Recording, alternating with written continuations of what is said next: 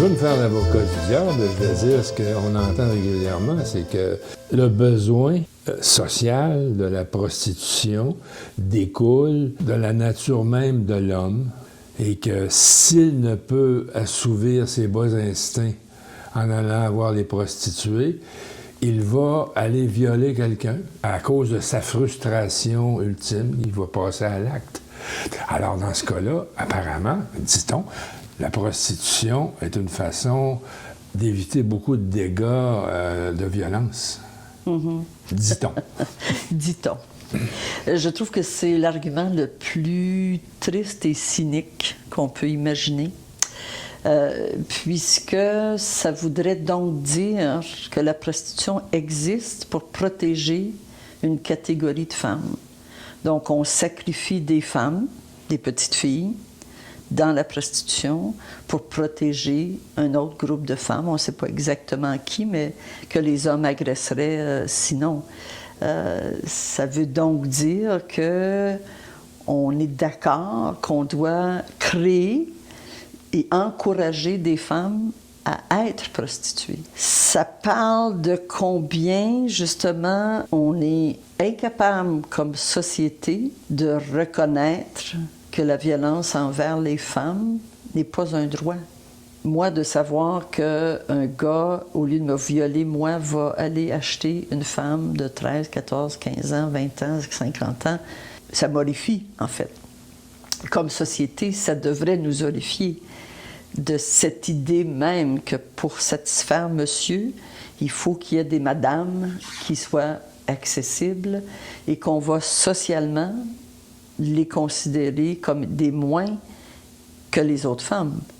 Parce qu'il faut voir que c'est ça, tout est effectivement, tout tourne autour de cette notion de les hommes ont des droits, des privilèges qui surpassent les droits de quiconque, et particulièrement des femmes. Depuis la nuit des temps. Depuis la nuit des temps. Oui. Et ça s'exprime particulièrement avec la question de la prostitution. Et cet argument-là, c'est pas la première fois que je l'entends, qu'effectivement, ça prend des soupapes. Les hommes sont pas capables de se contrôler. Je me souviens quand j'ai commencé à travailler, en fait, quand je suis devenue féministe en 1980, et je travaillais sur la question de la violence, des agressions sexuelles, bien, on se faisait dire la même chose. On se faisait dire... les gars ont des pulsions sexuelles. Donc, si la fille change d'idée ou si elle ne veut pas, le gars va être obligé de la violer parce qu'il ne peut pas se retenir. Il peut pas arrêter ce qui est en train de se passer. C'est une bête. C'est une bête. En route. C'est ça. Et toi, tu dois accepter que c'est ton problème à toi si tu n'aimes pas ce qui se passe et tu veux arrêter. Et on a réussi un peu, beaucoup, comme féministes, à changer cette perspective-là. Mais encore là, c'est pas à 100%, hein, parce que encore aujourd'hui, on excuse les agresseurs, entre autres par le comportement des femmes, ce qu'elles ont dit, ce qu'elles portaient, ce qu'elles n'ont pas dit, ce qu'elles... Il y a même un nom pour les qualifier, hein? Oui, pour les femmes, oui, c'est clair. Et les hommes sont toujours ceux qui s'en sauvent. Victimes.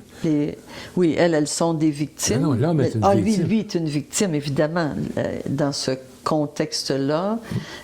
S'il n'a pas pu avoir, s'il a été confronté à un non, je ne veux pas, il devient victime, effectivement, de ces femmes-là. Et donc, on a réussi à bouger un petit peu concernant la question des agressions sexuelles. Sur la question de la prostitution, pas beaucoup. Pas beaucoup. On est encore, malheureusement, dans cette idée que la sexualité des hommes, elle est bestiale, qu'elle est irrépressible et qu'elle doit nécessairement mener à l'obéissance des femmes, que des femmes doivent y répondre, ou des hommes, en fait, mais il doit y avoir une fin en soi, en tant que tel, une reconnaissance de ce besoin-là. Et donc, un argument comme ça, que la prostitution existe pour protéger ou pour empêcher des hommes d'agresser sexuellement d'autres femme poussée à sa limite, ça veut donc dire qu'il faudrait effectivement toujours s'assurer d'avoir des femmes qui vont être prêtes à aller dans la prostitution. Et là, la question se pose, comment on va les choisir, ces femmes-là? Qui va être prêt à dire, « Ah, ma fille, à moi, je pense qu'elle est bonne, elle serait bonne pour ça. Elle, on va l'envoyer dans la prostitution. » Comment on choisit? Pourquoi? Et pourquoi on n'est pas capable de reconnaître que très majoritairement, les femmes dans la prostitution sont des femmes, surtout si on regarde au niveau planétaire, sont majoritairement des femmes pauvres, des femmes noires, des femmes autochtones. C'est le mythe qui est très présent, effectivement, que des femmes doivent servir de soupape pour les hommes, pour les besoins sexuels des hommes, pour protéger d'autres femmes. C'est une image tellement, tellement avilissante, en fait, d'abord et avant tout des hommes. C'est le piège dans lequel nous sommes, en fait. C'est qu'on n'arrive pas comme société à mettre des limites à ces supposés besoins-là. Au contraire, on encourage les hommes, avec la pornographie, à satisfaire ce besoin-là, à se dire effectivement, je veux dire, la pornographie, c'est l'outil ultime pour dire ce qui est important, c'est ton éjaculation. Et on sait que dans la sexualité, très souvent, la sexualité hétérosexuelle, l'éjaculation du gars, c'est l'objectif. C'est là que ça arrête. Et c'est là que ça arrête, très, très souvent. Et donc, d'être dans une société qui refuse bien souvent de parler de rapports égalitaires, qui refuse de confronter la violence des hommes envers les femmes sous toutes ses formes, qui refuse de dire la pornographie est un recul social et non pas une avancée pour qui que ce soit, incluant les hommes, bien, on se retrouve effectivement avec une société qui refuse, qui tolère l'intolérable, qui tolère que... et non seulement qu'il tolère, mais qui est très content d'entendre des arguments comme « Ah, ben dans le fond, il y a des femmes qui aiment ça, faire ça. Ouais. Il y a des femmes qui aiment ça, être là. Donc, on va s'occuper d'elles, puis on va décriminaliser la prostitution et on va les mettre dans des bordels ou leur permettre de s'organiser comme elles veulent et tout le monde va être heureux. Des bordels avec un médecin, avec tout ce qu'il faut pour... Bon. Il va manquer l'assurance chômage, c'est tout. Oui, bien, il y a certains pays qui effectivement, vont jusque-là parce qu'il y a des pays où l'Allemagne, effectivement. Mais ce que je veux expliquer, c'est la facilité avec laquelle, comme société, comme individu, on peut être amené à détourner notre regard de quelque chose qui est inacceptable, qu'on ne souhaiterait pas pour qui que ce soit. Et je suis certaine, n'importe quel homme, n'importe quelle femme, est-ce que tu voudrais que ta fille soit celle que tu vois dans ta revue porno? Ah, bon, est-ce que tu voudrais que ta fille soit celle qui est sur la page d'un site web où tu peux aller ce soir acheter des services sexuels à volonté, le nombre de fois que tu veux dans la soirée?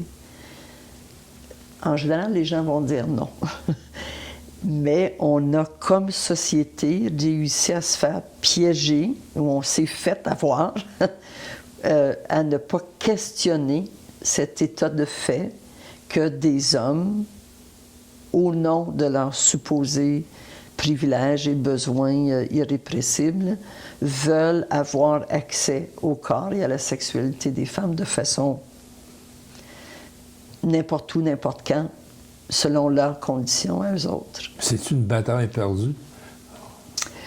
Non, je pense pas que c'est une bataille perdue. Je pense que des fois, il faut dire que le roi est nu, comme on dit.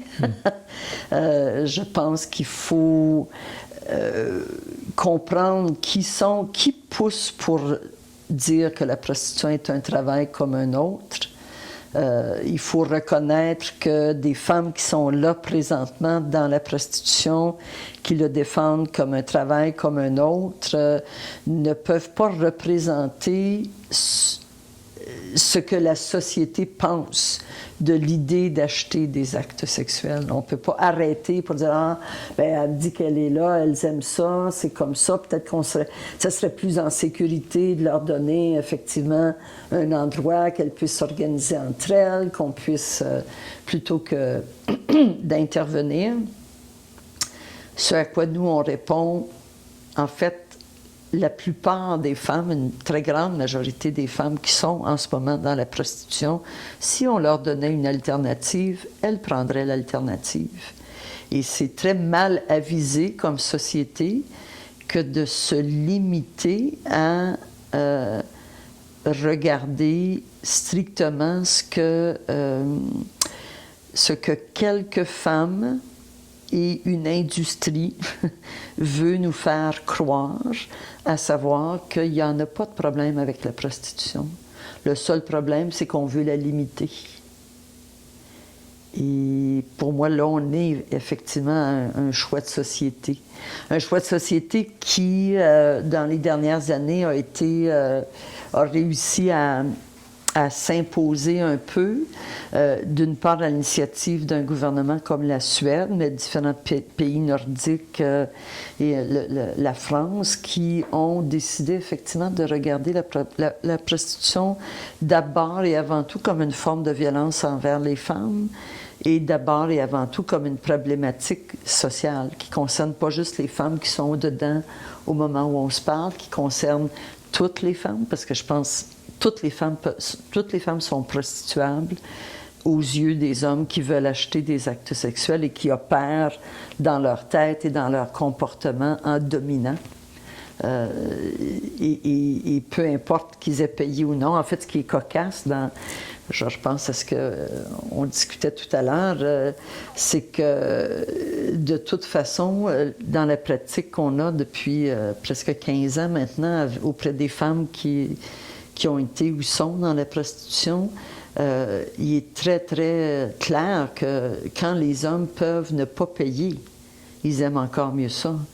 Il y a elles ont toujours des hommes qui essaient soit de négocier des prix à la baisse, soit de poser des gestes avec lesquels elles ne sont pas d'accord, ou qui ne payent pas du tout à la fin de l'heure passée ensemble et trouver une façon de se sauver ou de les battre ou peu importe. Là. C'est clair que tant qu'on ne confronte pas l'existence même de la prostitution, voir en quoi elle est une institution du patriarcat et non pas juste une question de choix individuel. Que des femmes veulent être ou soient dans la prostitution à l'heure actuelle, personne ne peut dénier ça. Les femmes qui sont dans la prostitution ne devraient jamais être sous aucune façon être criminalisées ou méprisées pour être là où elles sont. Mais on doit, comme société, contester à la base ce supposé besoin irrépressible des hommes d'avoir accès à des actes sexuels, incluant des actes sexuels tarifés. Vous croyez que c'est possible d'y arriver? Je crois que c'est possible d'y arriver. En fait, il faut y croire. Hein. Comme féministe, on n'a pas trop le choix de croire. Il faut croire que le changement est possible. Sinon, effectivement, c'est très décourageant de penser qu'on pourrait que rien pourrait changer. Et le changement, il peut être lent, évidemment. Il nécessite qu'il y ait un mouvement féministe qui soit très au clair sur ce qu'est la prostitution, pourquoi elle existe, à quoi elle sert et pourquoi on doit arrêter ce comportement-là de la part des hommes.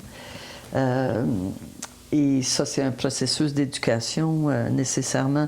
Mais en même temps, comme je disais, il y a certains pays qui l'ont transposé en loi, en interdisant, effectivement, en criminalisant l'achat d'actes sexuels, tout en décriminalisant les personnes qui sont prostituées, majoritairement des femmes, et en offrant des alternatives et des possibilités de sortie de la prostitution.